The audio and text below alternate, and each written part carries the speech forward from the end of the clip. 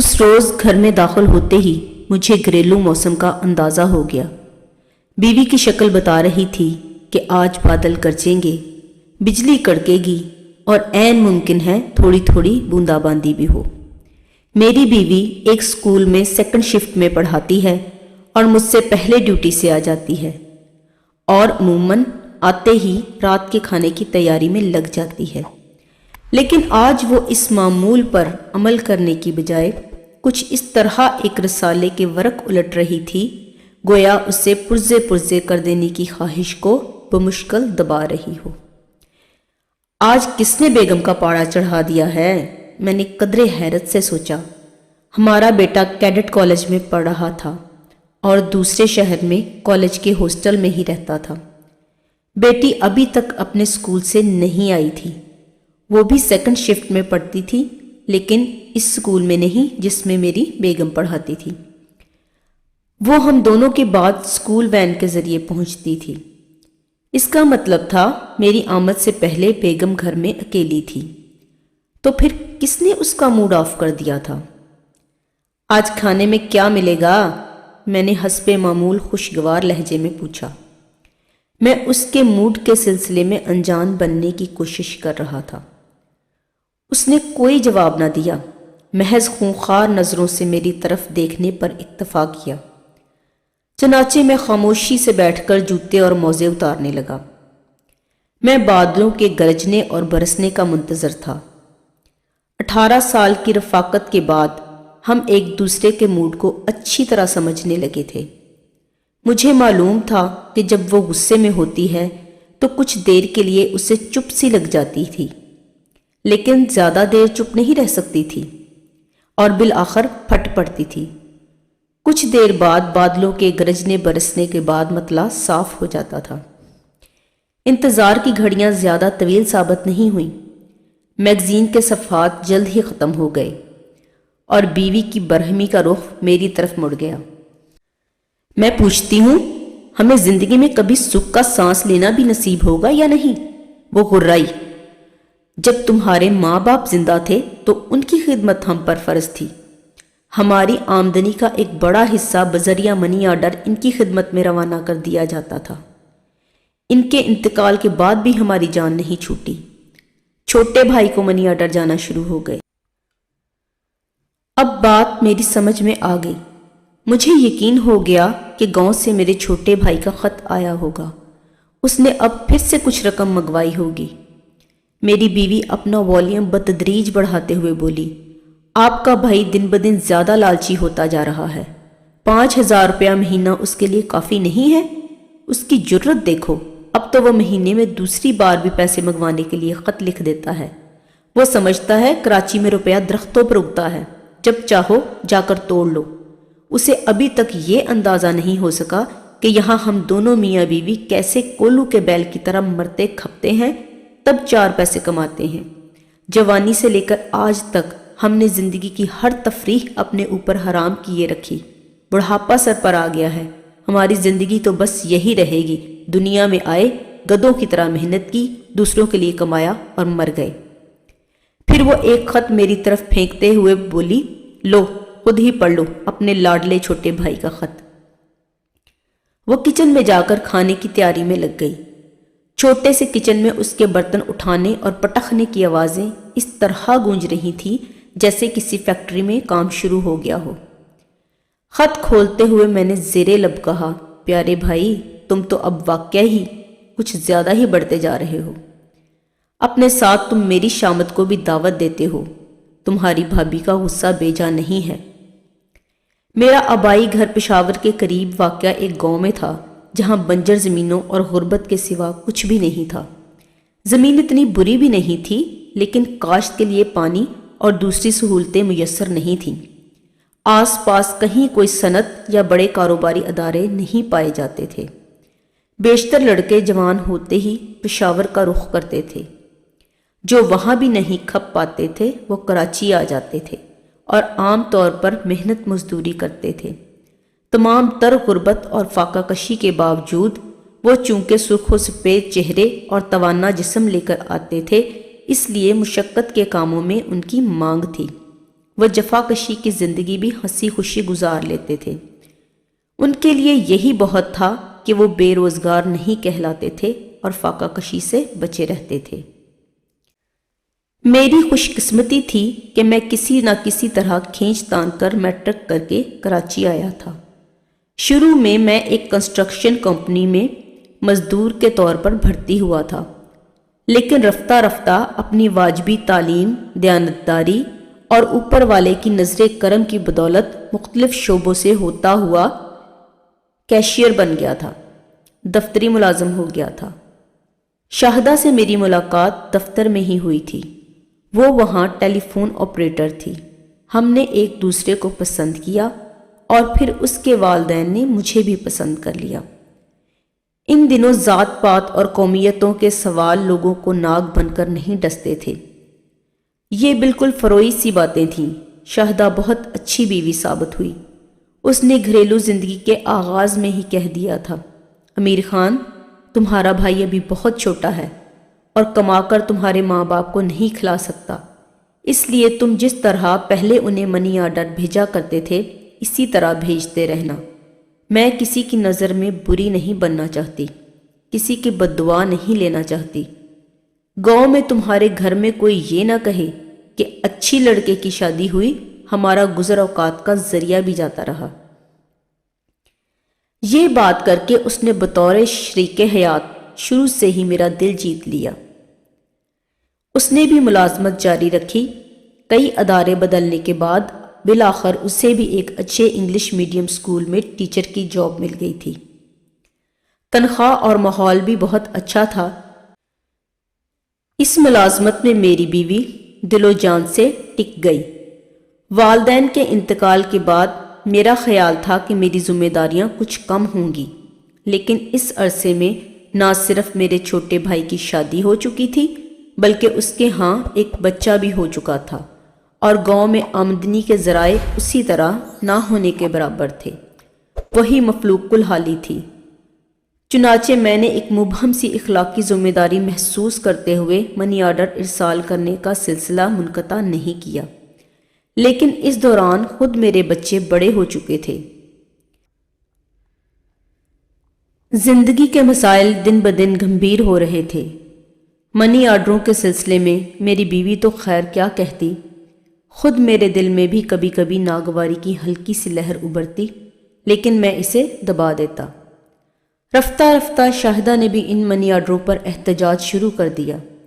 یہ سلسلہ بڑبڑاہٹ سے شروع ہوا اور لڑائی جھگڑے تک جا پہنچا۔ کبھی کبھار مجھ پر واقعی اس جھگڑے کا اثر ہو جاتا تھا اور میں دل پر پتھر رکھ کر منی آرڈر بھیجنے سے ہاتھ روک لیتا، لیکن جلد ہی میرے بھائی کا نیم فریادی سا خط آ پہنچتا کہ بھائی جان، اس بار آپ نے منی آرڈر نہیں بھیجا، خیریت تو ہے؟ میرا عالم یہ ہو گیا تھا کہ پوسٹ مین اگر مجھے کوئی خط تھما دیتا اور میں اس پر بھائی کی رائٹنگ پہچان لیتا تو میرا دل ڈوب جاتا۔ کافی دیر تک میں اسے کھولنے کی ہمت نہ کر پاتا، لیکن آج جب میری بیوی نے چاک شدہ لفافہ مجھے دیا تو میں نے بے تابی سے اس میں سے خط نکال کر پڑھنا شروع کر دیا۔ میں دیکھنا چاہتا تھا کہ بھائی نے ایسی کیا بات لکھ دی ہے کہ بیگم کو معمول سے زیادہ غصہ آیا ہوا ہے۔ میرا بھائی صرف 3 جماعت پڑھا ہوا ہے، ٹوٹے پھوٹے الفاظ میں ہمیشہ مختصر سا خط لکھتا ہے، بعض اوقات تو پوری بات بھی سمجھ میں نہیں آتی۔ اس بار بھی اس کا خط چند سطروں پر مشتمل تھا۔ پیارے بھائی اور بھابھی جان، السلام علیکم۔ اپنا پرانا کچا مکان بالکل ٹوٹ پھوٹ گیا ہے، رہنے کے قابل نہیں رہا۔ 2 کمروں کی تو چھت بھی گر پڑی ہے، بچی کچی دیواریں بھی گرنے کے قریب ہیں۔ موسم برسات کے فوراً بعد میرا ارادہ مکان کو بالکل گروا کر نئے سرے سے پکا بنوانے کا ہے۔ میں اس میں 6 کمرے پکے بنواؤں گا، 3 اپنے لیے، 3 آپ کی فیملی کے لیے، تاکہ اگر آپ کو ریٹائر ہو کر یا کسی اور وجہ سے گاؤں آنا پڑے تو آپ کو اور بچوں کو کوئی تکلیف نہ ہو۔ فقط آپ کا بھائی خوشحال خان۔ یہ بھی مزید ستم ظریفی تھی کہ میرا نام امیر خان تھا، جس نے کبھی عمارت کے خواب بھی نہیں دیکھے تھے۔ بھائی کا نام خوشحال خان تھا، جبکہ اسے خوشحالی چھو کر بھی نہیں گزری تھی۔ اس کا خط پڑھ کر مجھے معلوم ہو گیا کہ میری بیوی کیوں تپی بیٹھی تھی۔ ہمارے لیے تو اسے ماہانہ منی آرڈر بھیجنا ہی مسئلہ بنتا جا رہا تھا، اوپر سے وہ اتنے بڑے بڑے کام شروع کرنے کی فکر میں تھا۔ ظاہر ہے اس کا مطلب یہی تھا کہ وہ ہم سے کسی بڑی رقم کا تقاضا کرنے کی خواہش رکھتا تھا، لیکن فی الحال واضح طور پر نہیں لکھ سکا تھا۔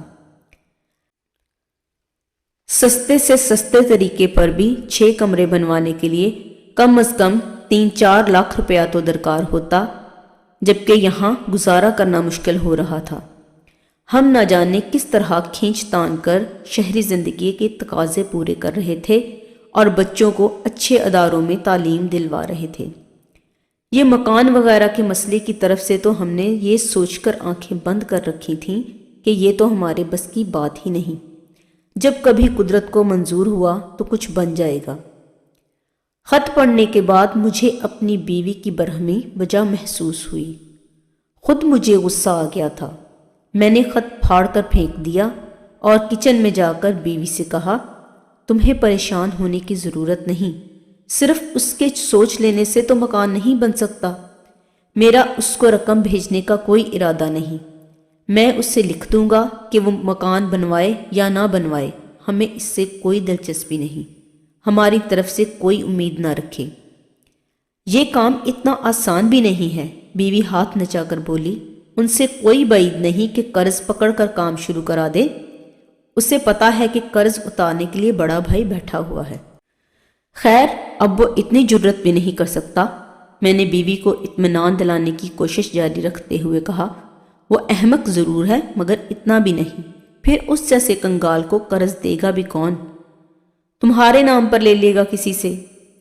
وہ ایسی جرت کر کے تو دیکھے، میں اس کا دماغ درست کر دوں گا۔ لیکن اس نے یہ بھی تو لکھا ہے کہ 3 کمرے یعنی آدھا مکان وہ ہمارے لیے تعمیر کروائے گا۔ ایسی صورت میں تو تم پیسے بھیجنے سے انکار کرتے ہوئے اچھے نہیں لگو گے، میری بیوی نے یکدم نرم پڑتے ہوئے کہا۔ اب جب کہ میں اس کی ہاں میں ہاں ملا رہا تھا تو اس نے دوسرا ہی نکتہ پکڑ لیا۔ بیویاں واقعی عجیب مخلوق ہوتی ہیں۔ بہتر یہی ہے کہ میں اس کے خط کو گول کر جاؤں، کوئی بھی جواب نہ دوں، میں نے کہا۔ اس دوران سکول کی وین گلی میں رکی اور ہماری بیٹی گھر آ گئی۔ بات آئی گئی ہو گئی، تاہم میرے ذہن کے کسی کونے میں اضطراب سا موجود رہا۔ 10 دن گزر گئے، میرے بھائی کی طرف سے مزید کوئی خط نہ آیا۔ میں تو ویسے ہی عرصے سے اسے کوئی خط نہیں لکھ رہا تھا اور اب تو میں دل میں کچھ چور سا بھی محسوس کر رہا تھا، اس لیے میرے خط لکھنے کا امکان تو بہت ہی کم رہ گیا تھا۔ اس ماہ تنخواہ ملی تو میں نے پوری کی پوری لا کر بیوی کے ہاتھ میں دے دی۔ وہ رقم گننے کے بعد قدرے حیرت سے بولی، اس بار بھائی کو منی آرڈر نہیں بھیجا؟ نہیں، میں نے تھکے ہوئے لہجے میں جواب دیا۔ میں نے حساب لگایا تھا، اس ماہ اسے منی آرڈر بھیجنے کی گنجائش نہیں ہے۔ بل زیادہ آئے ہیں، انشورنس کمپنی کا نوٹس بھی آیا ہوا ہے، مالک مکان نے بھی کرایہ بڑھا دیا ہے، اسکول کی فیس بھی بڑھ چکی ہے، کسی طرح بھی گنجائش نہیں نکل رہی، بلکہ میری سمجھ میں تو یہ بھی نہیں آ رہا کہ اخراجات کیسے پورے ہوں گے۔ لیکن اسے منی آرڈر بھیجنے کی جو روایت چلی آ رہی ہے وہ تو نہیں ٹوٹنی چاہیے، شاہدہ بولی۔ مکان کے لیے تو ہم کچھ نہیں بھیج سکتے، چلو وہ تو ہماری مجبوری ہے، لیکن اس کے ماہانہ منی آرڈر کو تو تمہیں اخراجات میں ہی شامل سمجھنا چاہیے۔ جس طرح کھینچ تان کر ہم سارے اخراجات پورے کریں گے، اسی طرح منی آرڈر بھی بھیج ہی دو۔ میں نے آڑے وقت کے لیے جو 4 پیسے بچا کر رکھے ہوئے ہیں ان میں سے گزارا کر لیں گے۔ بیویوں کا واقعی موسموں کی طرح کچھ پتہ نہیں چلتا، پل میں دھوپ، پل میں برسات۔ میں حیرت سے شاہدہ کی طرف دیکھتا رہ گیا۔ وہ بات جاری رکھتے ہوئے بولی، میں نہیں چاہتی کہ مجھ پر کوئی الزام آئے۔ اس قسم کی باتوں کا الزام عموماً بیویوں پر ہی آتا ہے۔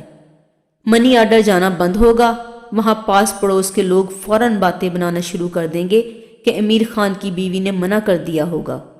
ویسے بھی مجھے اچھا نہیں لگتا، بیچارہ ہر مہینے منی آرڈر کا انتظار کرتا ہوگا، بہت سی ضروریات کے سلسلے میں اس پر انحصار کرتا ہوگا۔ اس ماہ منی آرڈر نہیں پہنچے گا تو اسے کتنی مایوسی ہوگی۔ عجیب عورت ہو تم بھی، میں نے ٹھنڈی سانس لے کر کہا۔ کب سے ان منی آرڈروں پر چخ چخ کرتی آ رہی تھی، اب میں نے یہ سلسلہ بند کرنے کا حوصلہ کر لیا تو تم ہی مخالفت کرنے لگی۔ بعض لوگوں کا یہ خیال درست ہی معلوم ہوتا ہے کہ عورتیں الٹی کھوپڑی کی ہوتی ہیں، جو کام مرد کرنا چاہے گا وہ اس کا الٹ کریں گی۔ اچھا، اب یہ بیکار کی بحث چھوڑو اور یہ پیسے پکڑو۔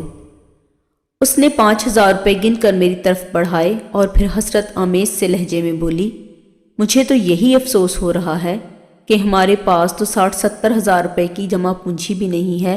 تمہارے بھائی کو بھیج دیتے تو گاؤں میں ہی صحیح، لیکن ہمارے نام کے بھی 3 کمرے بن ہی جاتے، ذاتی گھر ہو جاتا، کبھی نہ کبھی کام ہی آتا۔ اتنے بڑے شہر میں رہ کر برسوں ہم میاں بیوی نے محنت مشقت کی، لیکن ہم نے کیا بنایا؟ کچھ بھی نہیں، بس سفید پوشی سے گزر بسر ہوتی رہی۔ ہائے ری سفید پوشی! وہ ایک طویل اور ٹھنڈی سانس لے کر رہ گئی۔ چنانچہ میں نے ماہانہ منی آرڈر بھیجنے کا سلسلہ تو جاری رکھا، لیکن ایک طویل عرصے تک بھائی کو خط نہیں لکھا۔ مجھے یہی دھڑکا لگا رہا کہ کہیں اس کی طرف سے کسی بڑی رقم کا مطالبہ نہ ہو جائے، لیکن غنیمت رہا کہ ایک طویل عرصے تک اس کی طرف سے کوئی خط نہ آیا۔ ایک روز میں اور شاہدہ دونوں ہی چھٹی لے کر گھر پر موجود تھے۔ ہمارے مکان میں رنگ و روغن ہو رہا تھا، جس کی وجہ سے ہمارا گھر میں رہنا ضروری تھا۔ دوپہر کو کال بیل بجی تو میں گرد و غبار میں لتھڑا ہوا باہر نکلا۔ پوسٹ مین بولا، آپ کا 10,000 کا منی آرڈر آیا ہے، یہاں دستخط کر دیجئے۔ اس نے فارم میرے سامنے کر دیا۔ میرے گرد آلود ہاتھ کپ کپانے لگے۔ خدایا، میں تو منی آرڈر بھیجنے والوں میں سے ہوں، یہ آج میرے نام کس کا منی آرڈر آ گیا؟ کہیں پوسٹ مین کو کوئی غلط فہمی تو نہیں ہو گئی؟ میں نے آنکھیں پھاڑ پھاڑ کر دیکھا، فارم پر نام میرا ہی تو تھا، ایڈریس بھی درست تھا۔ میں نے کانپتے ہاتھوں سے دستخط کر کے رقم وصول کر لی۔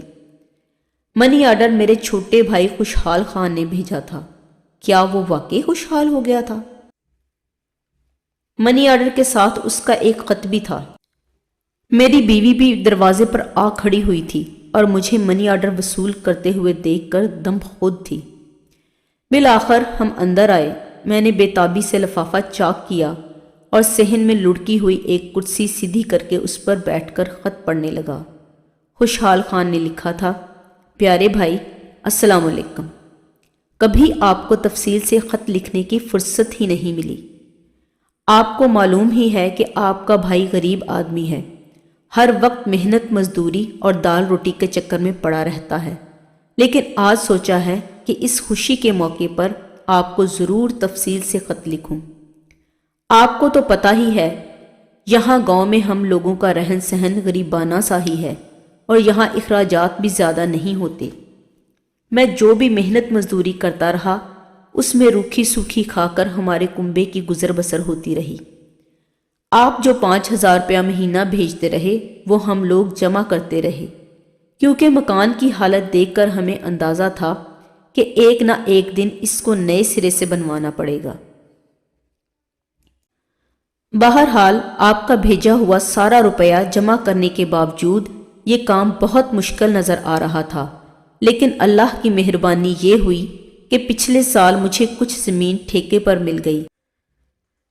بھائی جان، یہ پورا سال میں نے شدید محنت میں گزارا اور اللہ کا کرم ہوا کہ میں زمین کے مالک کو 2 فصلیں صحیح طریقے سے دینے میں کامیاب ہو گیا۔ کھا پی کر بھی ہمیں اس ٹھیکے سے اچھی رقم بچ گئی۔ امید ہے اب یہ زمین ٹھیکے پر میرے پاس ہی رہے گی۔ اللہ پر بھروسہ کر کے میں نے 6 مہینے پہلے مکان بنوانا شروع کر دیا تھا۔ اب وہ مکمل ہونے کے قریب ہے۔ پروگرام کے مطابق آدھا حصہ آپ کے لیے بنایا ہے، 3 کمرے ہیں، ضرورت کی ہر چیز ہے۔ ہم نے مکان شہری فیشن کے مطابق بنوانے کی پوری کوشش کی ہے۔